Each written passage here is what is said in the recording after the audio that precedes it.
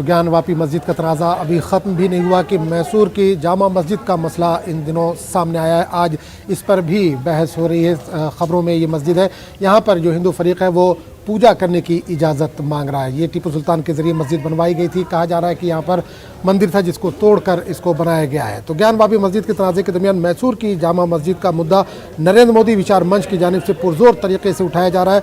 मंच के वफ़द ने मंडिया के डिप्टी कमिश्नर से हाल ही में मुलाकात की, उनसे मैसूर की जामा मस्जिद में पूजा करने की इजाज़त मांगी। उनका दावा है कि मस्जिद हनुमान मंदिर को तोड़कर बनवाई गई है। श्रीरंगापट्टनम की जामा मस्जिद को टीपू सुल्तान ने सन 1782 में बनवाया था। ये मस्जिद महकमे आसार कदीमा की निगरानी में है। इसमें मदरसा भी मौजूद है।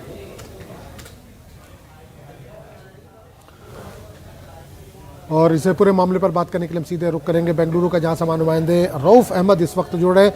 रऊफ़, एक खबर आ रही है मैसूर की जामा मस्जिद के ताल्लुक से। यहाँ पर हिंदू फरीक ने कहा है कि पहले हनुमान मंदिर था जिसको तोड़कर इसे मस्जिद बनाया गया। क्या कुछ है इस पूरे मामले में तफसील आपके पास? जी देखिए, संघ परिवार की तंजीमों ने रियासत कर्नाटक में एक मरतबा फिर हजरत टीपू सुल्तान शहीद रहमतुल्लाह अलैह की तामीर करदा मस्जिद पर तनाज़ा पैदा किया है।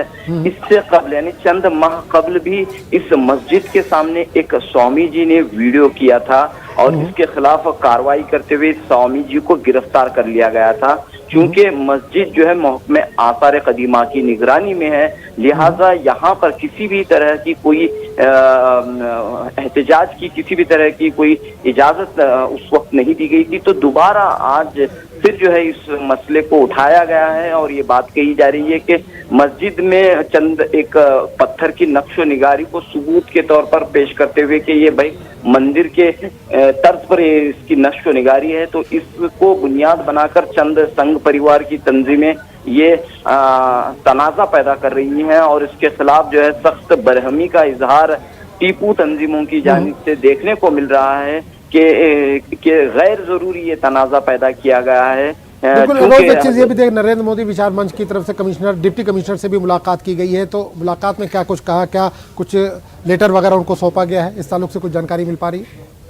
जी देखिए, ये दावा करते हुए लेटर दिया गया है कि यहाँ पर मंदिर था, हनुमान मंदिर था और इसे मुनहदम करते हुए ये मस्जिद बनाई गई।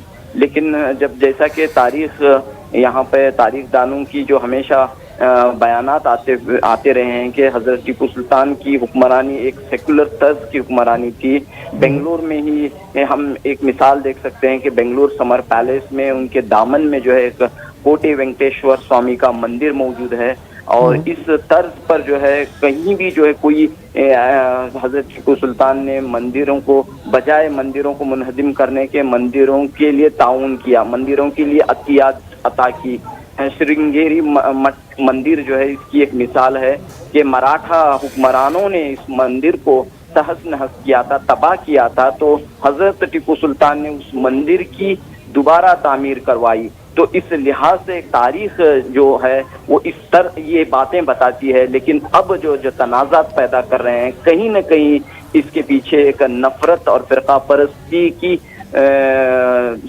बात सामने आती है। आजम, चलिए रऊफ़, बहुत बहुत शुक्रिया इस तमाम जानकारी के लिए।